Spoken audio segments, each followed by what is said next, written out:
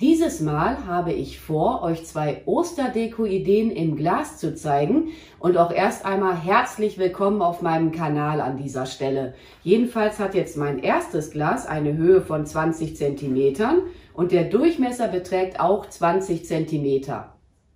Ich werde jetzt mal als erstes meine Narzissen aus ihrem Topf hinausholen. So, dann nehme ich das Ganze hier etwas auseinander. Ich bin gerade noch am Überlegen, ob ich sie jetzt alle separat, also einzeln einarbeiten möchte, ja, oder halt zusammenlassen werde. Aber das entscheide ich erst gleich. Ich schucke das jetzt hier aber schon mal vorsichtig alles so ab, diese alte Erde. Ihr könnt auch schon sehen, das Substrat ist letzten Endes viel zu nass für die Narzissen. Da werden jetzt auch ein paar Wurzeln höchstwahrscheinlich bei Flöten gehen. Das können die aber abhaben, die Narzissen. Ja, ist viel zu matschig. Das wird allerhöchste Eisenbahn, dass die hier aus dem Topf hinauskommen. Und was wollte ich jetzt noch sagen? Wenn dann im Laufe der Zeit die Narzissen mal verblüht sind, dann pflanze ich meine einfach in den Garten aus. Und das Verblühte kann man direkt abschneiden, aber die Blätter, die nehme ich erst dann ab oder schneide sie vielmehr ab, wenn sie komplett eingetrocknet sind. Alternativ kann man sie aber auch wieder in solche Töpfe pflanzen, allerdings mit einem besseren Substrat, und hebt sie dann einfach mal auf für das nächste Jahr. Ne? Das könnte man auch machen, ist aber hier wirklich viel zu nass. Das geht ja mal gar nicht. Ich nehme jetzt hier mal etwas der matschigen Wurzeln ab, die sind sowieso am Verfaulen. Können wir ja auch gleich komplett abfriemeln. Die werden dann aber im Laufe der Zeit auch wieder neue Wurzeln ausbilden. Wie gesagt, das können die vertragen. So, bei der hier wird das jetzt wahrscheinlich auch nicht anders sein oder bei denen hier. Das sind im Übrigen so, ich sag mal, ja, wie soll ich sagen, etwas gefülltere Narzissen. Ne? Das sind jetzt nicht die, ich sage jetzt mal einfach die ganz normalen Narzissen. Eieiei, das wurde aber wirklich höchste Eisenbahn. Noch sind die Knollen nicht am Verfaulen, das ist jetzt schon mal gut. Aber hätte ich jetzt noch länger gewartet, dann wären sie höchstwahrscheinlich im Laufe der Zeit eingegangen. Im nächsten Schritt werde ich den Rand meines Glases mit etwas Plattenmoos abdecken. Das kann man machen mit dem Plattenmoos, muss man aber jetzt nicht nachmachen. Letzten Endes ist das jetzt Geschmackssache. Ja, und das sind jetzt hier im Übrigen alles Moosreste aus vorherigen Projekten. Ich lege dann diese Moosreste einfach, ich sag mal, eine Woche nach draußen, damit das halt wieder knackig grün wird. Da ist auch teilweise noch etwas Schneepulver mit drin. Ich weiß gar nicht mehr, von welchem Projekt das Moos jetzt hier stammt. Keine Ahnung. Da hatte ich dann halt irgendwas mit Schneepulver gemacht. Das kann auch die Baumscheibe gewesen sein, die ich dekoriert hatte, mal irgendwann mal. Für so eine winterliche Optik war das. Aber ich weiß es jetzt wirklich nicht mehr. Aber ich persönlich finde, das Ganze sieht dann halt nochmal, ja, irgendwo hübscher aus. So, das hätten wir jetzt schon mal soweit. Denn jetzt kommt in die Mitte meines Glases etwas Blumenerde hinein. Dann bleiben die Narzissen da auch nachher besser drin stehen, als wenn ich das jetzt komplett ohne Erde machen würde. Ja, und die fühlen sich dann letzten Endes auch nochmal ein bisschen wohler. Zumindest hier in dem Glas. Und wie gesagt, dann ist das Ganze auch ein bisschen stabiler. Ja, und ihr gewinnt auch etwas an Höhe. Ne? Also wenn man das jetzt sowieso ein bisschen fülliger alles haben möchte. So, das müsste jetzt eigentlich schon mal reichen. Jetzt nehmen wir mal eine Narzisse hinzu. Das hier kann man beiseite. Ich wollte jetzt nicht unbedingt mein ganzes Glas wieder dreckig machen. Mache mir hier so kleine Kuhlen hinein und platziere meine Narzissen. Wenn ihr jetzt noch Erde benötigen solltet, ne, einfach noch mal etwas an Erde einarbeiten. Ihr solltet euch aber auch mal Gedanken machen an dieser Stelle, ob da eventuell noch was in das Glas nachher hinein soll. Zum Beispiel irgendwie, ich sag mal, ein Osterhase oder irgendwie ein anderes Figürchen, denn nicht, dass hier alles vollgestopft ist mit Narzissen. Ich werde aber alles vollstopfen mit Narzissen.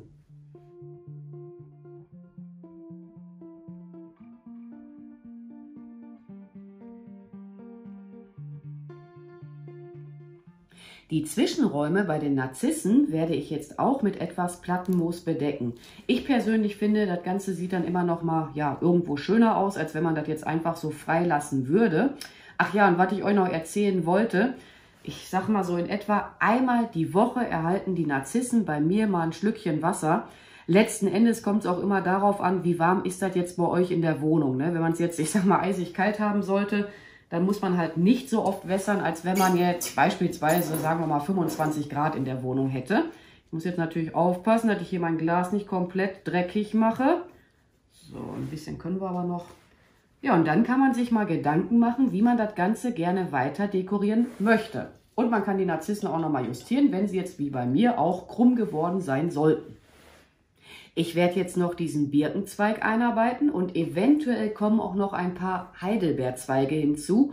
Das entscheide ich aber erst gleich im Laufe des Prozesses. Ja, und den Birkenzweig muss ich etwas einkürzen oder, um mal genauer zu sein, das, was jetzt hier nicht mehr biegsam ist, das schneide ich jetzt mal ab. Das würde sonst innerhalb von meinem Glas halt nicht funktionieren. So, nehmen wir mal das Stück hier weg. Das können wir ja gleich noch extra mit einarbeiten. Ich glaube, die untersten nehmen wir hier auch mal weg und dann überprüfe ich nochmal, ob das jetzt biegsam ist soweit.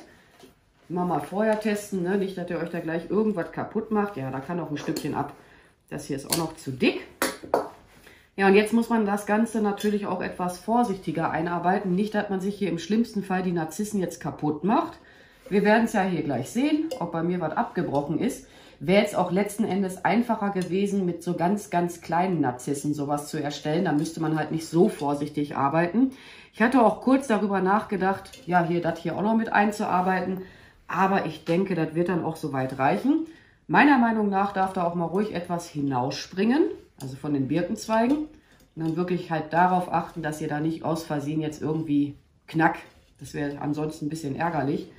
Wenn das passieren sollte, die Blüte abschneiden und dann in ein kleines Glas mit Wasser stellen, wenn es jetzt mal sein sollte. Ja, und dann hatte ich noch darüber nachgedacht, oder ich habe hier irgendwo ein kürzeres Stück. So, stecke ich die jetzt hier einfach so gerade hinein oder lege ich sie auch mit hinein, so drumherum. Ich muss jetzt mal eben noch mal einen Moment selber darüber nachdenken, was ich jetzt selber besser finde. Mal eben schauen, was würde mir jetzt besser gefallen. Ja, manchmal ist das auch nicht so einfach, ne, sich da mal zu entscheiden. Mal eben Glucki Lucki.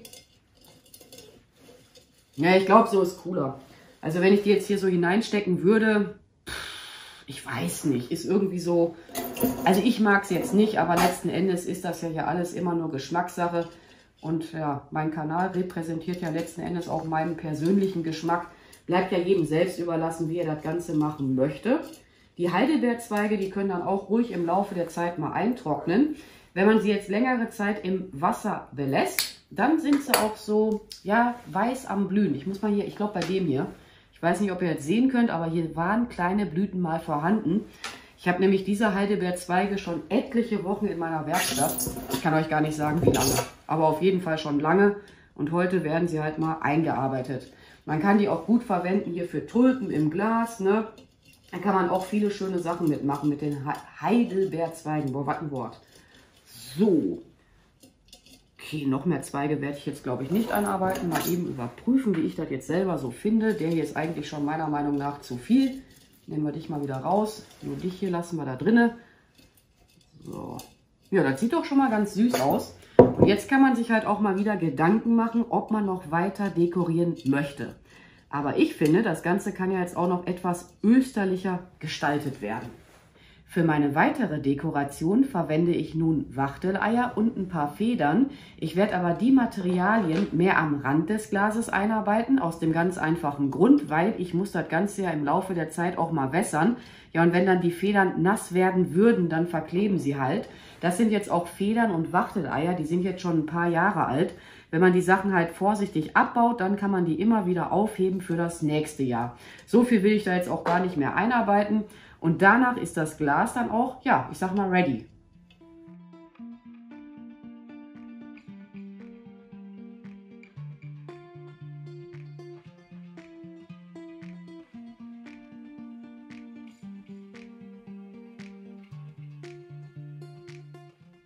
Noch mehr werde ich an diesem Glas jetzt nicht dekorieren. Ja, und für euch geht es ja jetzt direkt weiter mit Glas Nummer 2.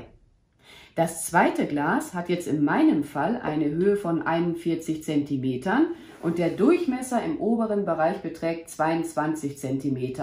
Ja, und ich werde jetzt mal als erstes damit beginnen und den Glasboden mit Plattenmoos auskleiden. Sind jetzt auch wieder Reste aus vorherigen Projekten und wie gesagt, ich werde jetzt als erstes mal den Glasboden ordentlich mit Plattenmoos auskleiden.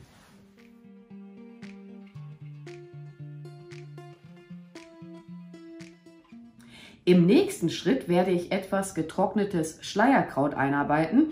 Ja, und dieses Schleierkraut stammt auch noch aus einem vorherigen Projekt. Ich hatte das dann halt irgendwann mal im Laufe der Zeit abgebaut und habe es dann einfach mal beiseite gelegt.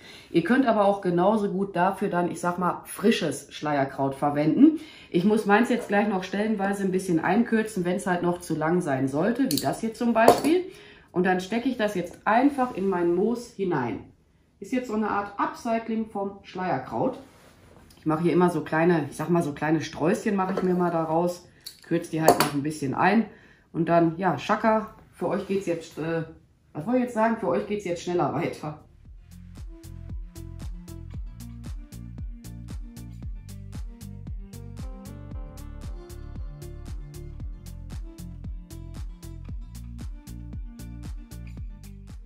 Jetzt werde ich wieder ein paar Wachteleier einarbeiten und dann habe ich hier noch diesen kleinen Osterhasen. Ja, und der wird jetzt gleich noch mit diesem Zahnstocher fixiert werden. Ja, einfach aus dem Grund, damit er mir halt ja später in dem Glas nicht doch noch umkippen kann. Erstmal hier den Zahnstocher in das Moos einarbeiten und dann den Osterhasen platzieren. Also halt auf diesem Zahnstocher. Ne, müsst ihr bei euren Osterhasen mal gucken, wie sie halt drin stehen bleiben. Wenn sie auch so ein Loch haben sollten, würde ich da wie gesagt mit so einem Zahnstocher arbeiten oder einem Schaschlikspieß, je nachdem, was ihr zu Hause haben solltet.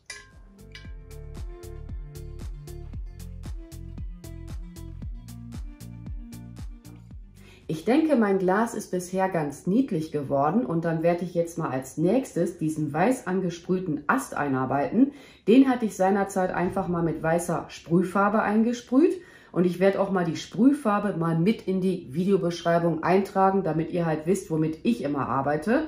Ja, und nicht zu vergessen habe ich hier jetzt auch noch ein paar getrocknete Mohnkapseln. Die werden jetzt gleich auch noch eingekürzt werden und dann stecke ich die auch etwas in das Moos hinein.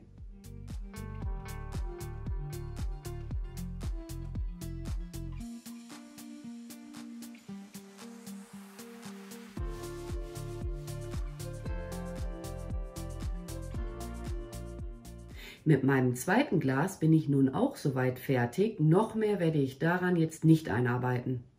Wie üblich findet ihr alle benötigten Materialien für die beiden Projekte auch nochmal in der Videobeschreibung. Und ansonsten werde ich mich jetzt auch mal an dieser Stelle bei euch verabschieden. Ich bedanke mich fürs Zuschauen. Macht's gut, eure Pink Peach. Bye!